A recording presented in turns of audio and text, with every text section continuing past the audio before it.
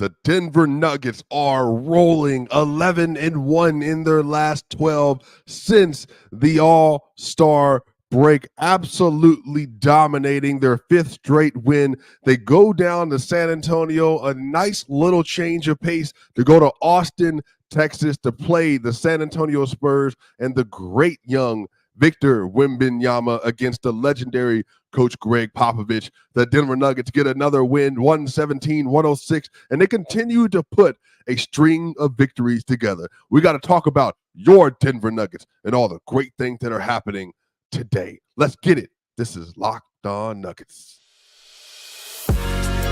You are Locked On Nuggets, your daily Denver Nuggets podcast.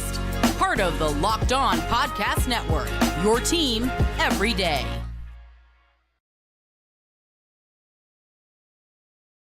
Going on, y'all? Welcome to Locked On Nuggets. This is your host, Swiper. This is your team every day. So glad that you're here.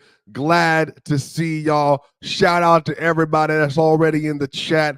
Everybody is getting in here early, getting in here on time, y'all. The Denver Nuggets are on a roll. The Denver Nuggets are moving and grooving. The Denver Nuggets are telling the NBA that y'all might have thought we was going to take it easy, but boy, oh boy, all we was trying to do was wait till the important point of the season, and they are rolling.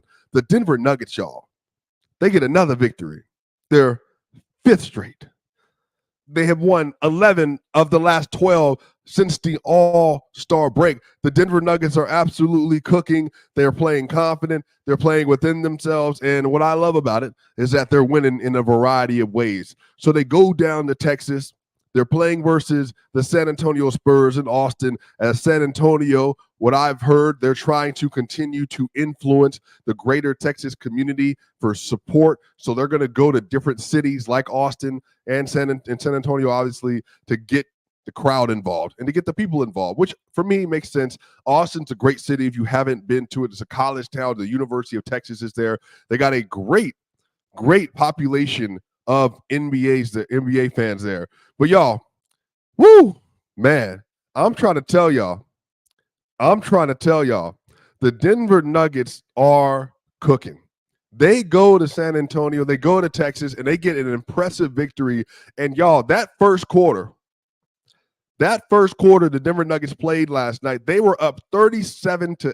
The Denver Nuggets led 37-18 in the first quarter, and much differently than the Miami Heat game, which is what I love about Joker.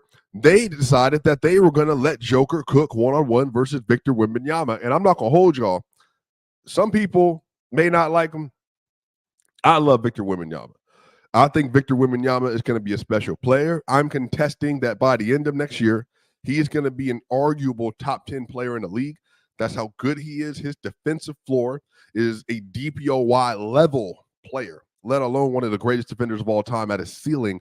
And offensively, he's figuring it out. But it takes time when you're that young to figure out what your offensive skill set will be. And they are also still learning how to get him the ball in spots that he needs to get the ball into. But Jokic, the opening possession of the game, the Denver Nuggets win the tip. Jokic post up Victor Wembanyama, and Victor Wembanyama, because of his one-of-a-kind arm length, is able to block his shot at the rim. And so Jokic, knowing Jokic like we all do, we've been watching him for years now, he says, fine, I'll adjust. And so he does. Jokic then puts on one of the master classes in shot making versus a big that you'll find in the NBA. He slow paces Wembanyama. He shoots floaters over Wembanyama. Like, the dude is just amazing, and his ability to recognize what a team is doing, just like the other night versus the Miami Heat. Bam Adebayo, one of the best defenders in the league, is fronting Jokic and trying to make it as difficult as possible for Jokic to secure low post position and trying to kick him away from the rim as far as possible. That way they can mitigate some of his effectiveness in and around the basket. And so the Spurs do it differently, and so Jokic plays it differently because that's what it means to be one of the all-time great players in the NBA. And y'all, it was truly a spectacular performance from Joker yesterday. He had 31.7 rebounds and 5 assists. Joker was 12 of 16 from 2. Yesterday, he was 12 of 16 from 2, 1 of 3 from 3, 4 of 4 from the free throw line. He also had 2 blocks, and he was a +7 in this game. And y'all, Jokic, man, yeah, in 3 quarters as well. Jokic just has this innate ability, and I brought this up on the channel last night. Let me see if you got any Avatar fans in the house. And I've said this before, if you listen to me. If you had to name the elements of the Avatar universe with this Denver Nuggets team, Jokic is water. He will always adjust whatever is expected of him and whatever is desired and needed of him by his teammates, he will do. And he never fights the flow of the game. He will always take advantage of what you give him, and he will not force you to do something that you're not giving him. But the other side of this is Jokic, like water, erodes rock. So eventually he's going to wear you down to where he's going to make his own path. But especially starting out the game, sure, you want to play like this? Well, cool, I'm going to play make. Sure, you want to play like this? I'm going to score. We're going to do whatever. And Jamal Murray is the fire. Jamal Murray is absolutely the energy. He burns through your team, these explosive 20.4 quarters that he has, 4 of them in the playoffs, which is more than anybody else since like the early 2000s, like Iverson and Jordan and them.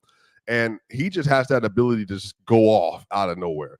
Michael Porter Jr. is air. He's always flowing in and out of the offense and the defense. His ability to maneuver and adjust, to be an elite rebounder, to be a very good defender, to be a spot-up shooter, to drive to the rim, to even now he's learning how to play make at a higher level. His passing percentage, his assist percentage has all gone up. And then you got Aaron Gordon, who's the earthbender. Aaron Gordon is exceptional in and around the rim. He's a great finisher. He is a brute player when he needs to be. When he needs to be, he will be a brute force. But he's also very elegant, and he fits well with everybody else, man. And then I think that core 4 is what makes the Nuggets so special, plus KCP. And last night, Jamal Murray, 15 points, 8 rebounds, and 8 assists. He was 6 of 16 from the field yesterday, but let me be clear. There were some questions about how he played yesterday. I actually thought he played well. He played really well. He wasn't scoring a lot going into the fourth quarter. And then once the fourth quarter hit, y'all, Jamal Murray scored 2 free throws, a bucket, and a 3. Jamal Murray had 11 points, 11 of his 15 points in the fourth quarter yesterday. And we're going to talk about something on the other side, but I just think that sometimes games don't really require you, just like versus the Miami Heat. It didn't require the best of Jamal Murray. He made 4 buckets, but the buckets he made were really in good position, and they helped the Denver Nuggets to either maintain or secure a lead and to close out the fourth quarter versus the Heat. And then yesterday, what I love about what Malone has been doing, and this is why their winning streak is different for me. You know, when people talk about, they're peaking, absolutely they're peaking. But what's happening is the Nuggets are finding these new ways to win. Because they're closing with their bench units. They're closing with Michael Porter Jr. as the main option, with Nikola Jokic as the main option. Jokic is playing through 3 quarters. Jamal Murray is closing. Christian Brown is closed. Reggie Jackson has closed. And then when we get into big games, and even versus the Suns, they lost versus the Suns, but they got down 22 points in the second quarter. They did not come out with the energy they needed to come out with, but then they were able to clamp down in the fourth quarter. They held them to 12 points. Inside of the fourth quarter, and then they almost won the game if Joker makes that late game shot that would have won the game for him at the buzzer. And I know, obviously a loss, but credit to the Suns for doing that. But that's what I'm saying. Like, even in that game, they were forced to make a tremendous comeback. Versus the Raptors, they were forced to make a tremendous comeback because the Raptors, they just came out and they just absolutely put it on them. With no Scotty, no Gary Trent, no Emmanuel Quickley, no Jakob Poeltl. They just RJ Barrett and Jonte Porter, and the Nuggets responded. And what you're seeing is that whether it's the Celtics, whether it's the Suns, whether it's the Lakers, whether it's the Raptors, whether it's San Antonio, the Nuggets are doing whatever is necessary to win the game. And what I love about what they're doing is everybody is playing for each other. There's no ego. Everybody is doing their job to the best of their ability. Michael Porter Jr. had 13, 7, and 1 on 5 of 9 shooting, 2 of 5 from 3. He was a +5 yesterday. Aaron Gordon, 7, 3, and 7. He was 3 of 3 from the field yesterday, including a dunk on Wemby. He was a +3. KCP, 4 points and 3 assists. He was 2 of 5 from the field, but he was 2 of 4 from 2 yesterday. He had 3 more steals yesterday. He was a +4. Jokic, like I said, +7. Jamal Murray was a +9. Like the Nuggets were just dominant, and they are just learning and how to buy into what they're doing, and they're just really, really, really, really figuring things out really well. But y'all, when we come back, we're going to talk about the Denver Nuggets bench because there are some developments. There are some things that are happening that I think are kind of being just a little bit left under the radar because I think people have been so focused on the winning streak, they're not necessarily seeing some of the details. But I think this is going to be a really fun conversation for us to have together here at Locked On Nuggets. We'll be right back. This is your boy Swiper. See you in a minute.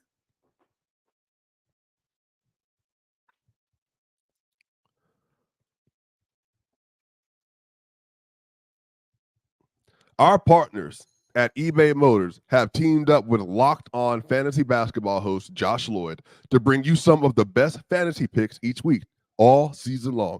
Whether you're prepping for a daily draft or scouting the waiver wire, every week we're going to provide you players that are guaranteed to fit your roster. So let's see who Josh has picked for us on this week's eBay's Guaranteed Fit Fantasy Picks of the Week. Now, the pick one. So what you can do, Norman Powell, y'all, with Westbrook out and with Kawhi dealing with a little bit of a back issue, Powell should see his touches and minutes jump in the next week or so. That might be my number one pick. If I had to pick somebody between the group, Jock Landale is going to see a larger minute introduction because Sengun, thankfully, is not anything that's catastrophic, but he's going to be out for the rest of the year. Grady Dick's been playing really well, as you saw versus the Denver Nuggets the other night. Keontae George, y'all, oh my gosh, Baylor graduate himself, taking charge in Utah.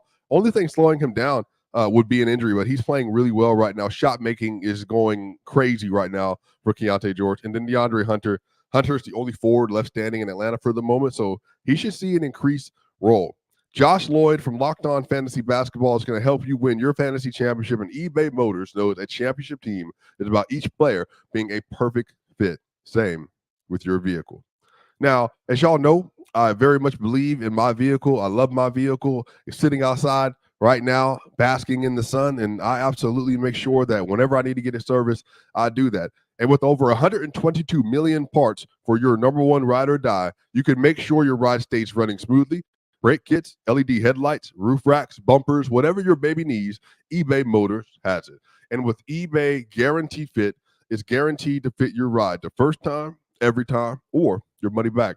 Plus, at these prices, you're burning rubber, not cash. So keep your ride or die alive at ebaymotors.com. eBay Guaranteed Fit only available to U.S. customers.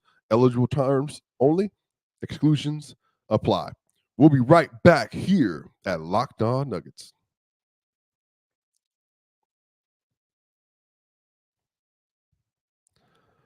What's going on, y'all? Welcome back to Locked On Nuggets. This is your host, Swiper. This is your team every day. Thank y'all so much for being here with us. Make sure if you're listening to us on audio in Apple iTunes, give us a 5-star review. Really helps us to get more people aware of this great Denver Nuggets podcast. And if you're watching this on YouTube, please like, share, and subscribe. Let the people know where you like getting some of your favorite Denver Nuggets and NBA content on the net. But y'all, man, I'm telling y'all right now, the bench unit is figuring out. Somebody mentioned it.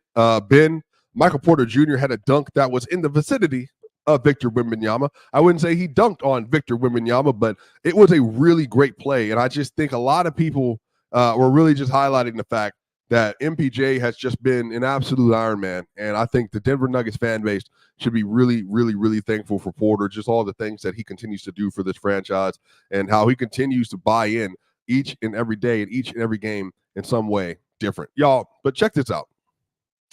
The Denver Nuggets bench last night, Christian Braun had 13 points, 4 rebounds, and 4 assists. He was 5 of 7 from the field. He was 2 of 3 from the three-point line, 1 of 2 from the free throw line. He had 3 steals last night, and he was a +8 for Christian Braun in one of his most complete games of this regular season. His defense was locked in. His offense was locked in, so much so that Christian Braun did his best James Harden imitation off an out-of-bounds play. Christian Braun gets the ball. He then sizes up his opponent. He takes a dribble, step back to the left, and then pull up three-pointer right in Duke's face and cast it. And I'm looking around like, I ain't never seen Christian Brown do that. We've watched every game from Christian Brown. We ain't never seen him do that. But that's how confident he is playing right now, and I'm glad for it. The Denver Nuggets are glad for it, and they're better for it. Love the way that he is playing as of late. And Peyton Watson yesterday, 10 points, 3 rebounds, 2 assists. He was 5 of 11 from field. He was 0 of 3 from 3, so he was 5 of 8 from 2 last night, including, I think, 3 more made mid-range jumpers, which I will always continue to highlight, because that is a true skill set in addition to his game that I think is going to really separate him as the playoffs come nearer, and especially in these later rounds. And he was a plus 8 in this minutes yesterday. Justin Holiday, 21 minutes played, 13 points, 2 assists, 1 rebound, 3 of 6 from 3 for Justin Holiday, including a movement to the right baseline three-pointer, and then also a end of shot clock heave that he hits that was basically nothing but net. And then Zeke Naji, 16 minutes played, 4 points, 4 rebounds, 2 assists. He was 2 of 2 from the field with 3 blocks yesterday, including an incredible help side block off the rim. That was just a great play on his end. He was a plus 6 in this minute. And then Reggie Jackson, just 14 minutes last night, 7 points, 1 rebound, 3 assists, 3 of 8 from the field, and 1 of 2 from the three-point line. And he was a plus 2 as well. So the Denver Nuggets bench as a whole was really good. But y'all, I want y'all to listen to this. So, as y'all know, I track a lot of numbers throughout the year, and I track incremental periods of the season because I think it's really important. I think that it is really important for everybody to kind of be aware of some of the things that are happening around the team, because these developments could end up being really important for stretches of the playoffs in the season. So as of late, I want y'all to get a note of this. The Denver Nuggets have played this lineup in 6 games, and it's seen 50 minutes played. The non-Jokic minutes of Jamal Murray, Justin Holiday, Christian Brown, Peyton Watson, and Zeke Naji. 6 games played, 50 minutes total played. That unit, y'all, has a 122.2 offensive rating, a 117.3 defensive rating, which is a plus 4.9 net rating.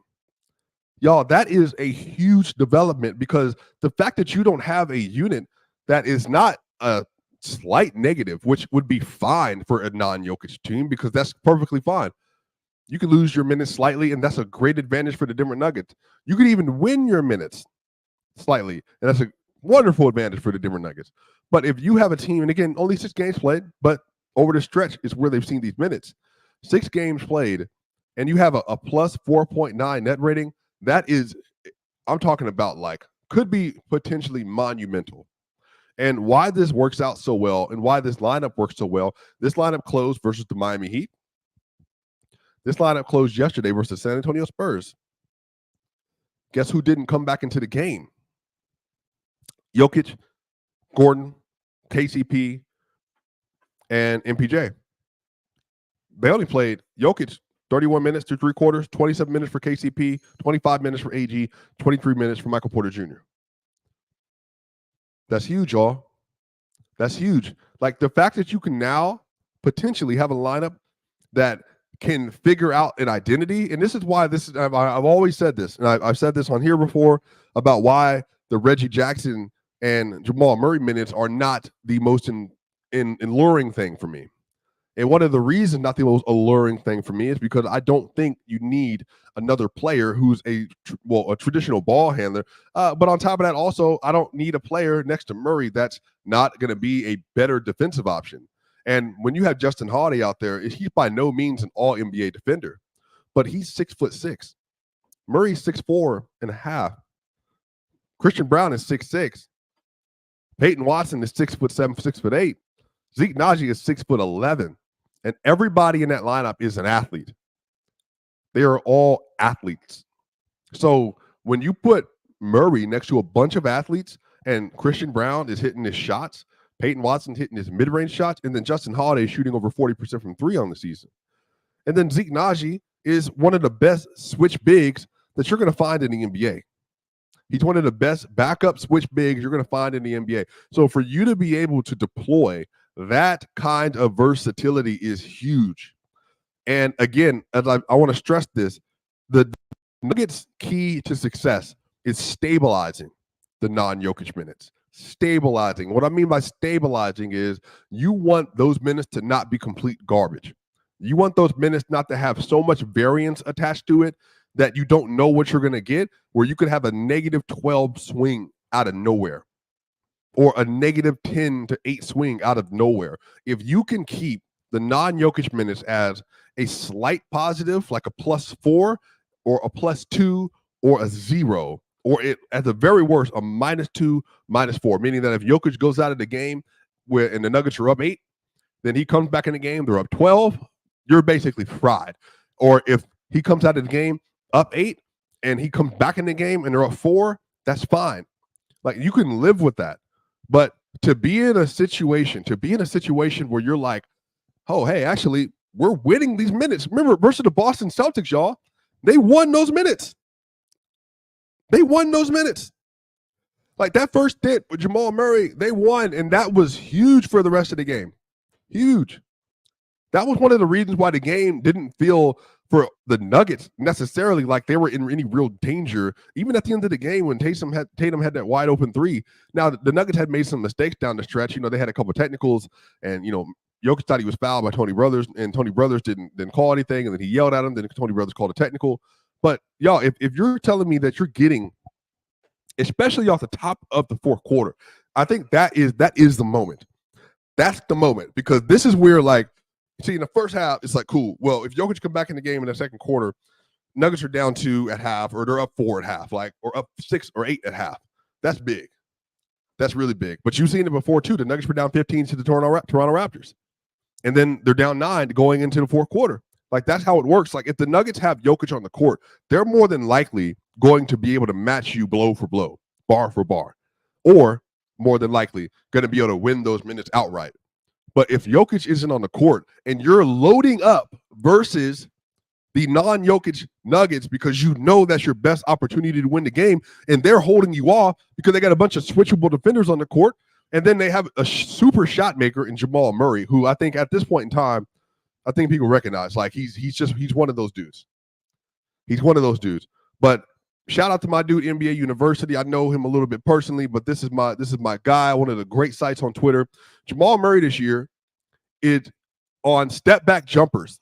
He's shooting a 59.9% effective field goal percentage on step-back jumpers. Incredible shot maker.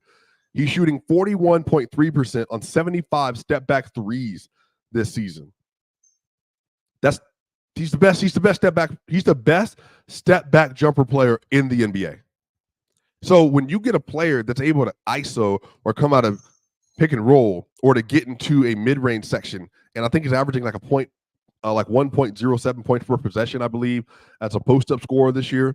When you're able to rely on a player like that to be able to come up for you in the NBA, and especially in these non-Jokic minutes, that, like I said, it really, truly changes the trajectory for this team this season. And I just think that a lot of people, man, like, you're just looking at something really special if you can find that.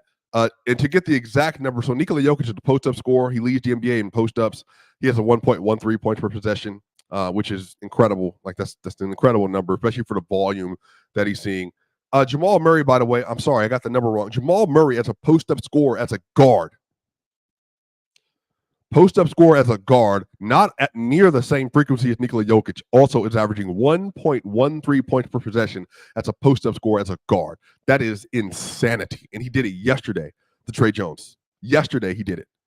So this is what I'm talking about. If you're going to get the most effective step-back shooter in the league, you're going to get somebody that can put other guards or even have some wings in the league, and to be able to hit that post-up shot at a high clip like Jamal Murray, it puts you in a different spot. Plus all these defenders, like I said, Jamal Murray, Justin Holiday, Peyton Watson, Christian Brown, Zeke Naji, switchable defenders. You got athletes that can run in space and create transition points after getting a stop, and you got finishers. Yesterday, they had one of the best possessions of the NBA this year, especially for the Nuggets, where they inbounded the ball. Jokic inbounded the ball, threw the ball over the top, Justin Holiday catches it, gets trapped. Jokic is already sprinting by the time Justin Holiday grabs the ball. Justin Holiday throws it to Jokic. Jokic immediately tosses it to Christian Brown up the court, across half court. And then Christian Brown takes one dribble, throws up the lob to Peyton Watson. And again, that's just the string they're playing on right now. That's the string they're playing on right now, where they're just playing at an incredible level, y'all. Just shout out to the Denver Nuggets, man, for everything they're doing right now. And y'all, when we come back, we're going to talk about the Denver Nuggets versus the Dallas Mavericks. That's going to be a big ABC game for the Denver Nuggets. And we're going to talk about what they're going to have to do to secure that victory and what you can expect tomorrow with the Denver Nuggets versus the Dallas Mavericks. We'll be right back here on Locked On Nuggets.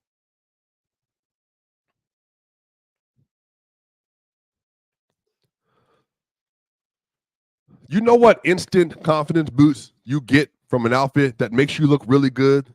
That's what I get with Stitch Fix. I'm a big outfit dude. I love wearing clothes. I got a bunch of jeans. I got dress pants. I got a lot of shoes. I got a lot of top. Y'all see me wear jewelry sometimes. I got a lot of hats I wear. I got different glasses I wear. I love looking good. So you can easily upgrade your wardrobe with a professional stylist that helps you find a new on-trend favorites that will work for you. Look, I just give my stylist my size, style, and budget preferences. I order boxes when I want and how I want. No subscriptions required. And they send 5 just for me pieces plus outfit recommendations and pro styling advice. I keep what works, and I send back the rest. So style that makes you feel as good as you look. Get started today at stitchfix.com/lockedon. That's stitchfix.com/lockedon. stitchfix.com/lockedon. We'll be right back here at Locked On Nuggets.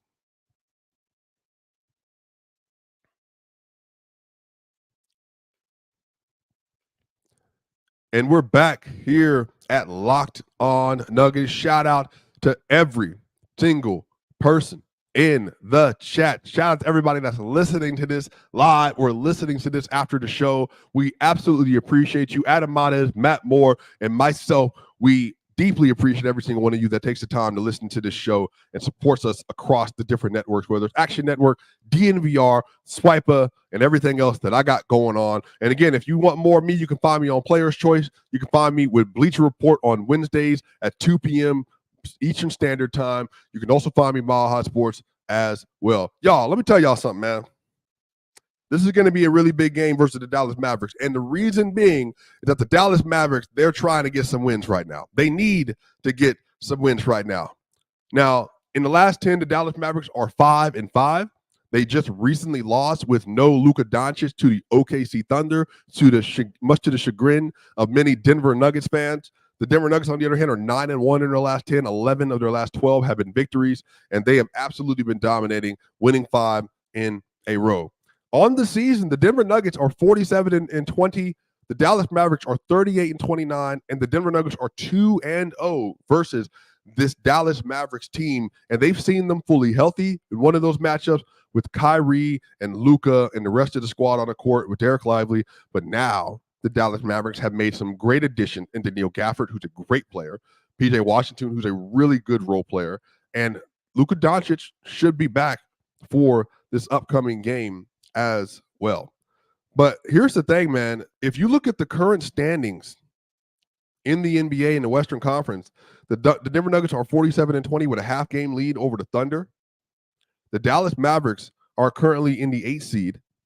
They're in the 8th seed, and they're 9 games back of first place, and they're 2 games ahead of the LA Lakers. And the Lakers would love to be in a situation, y'all. They would love to be in a situation where they can get a single game play-in scenario as opposed to being in a 2-game play-in scenario. Remember, if you're in the 9th or 10th seed, you got to win 2 games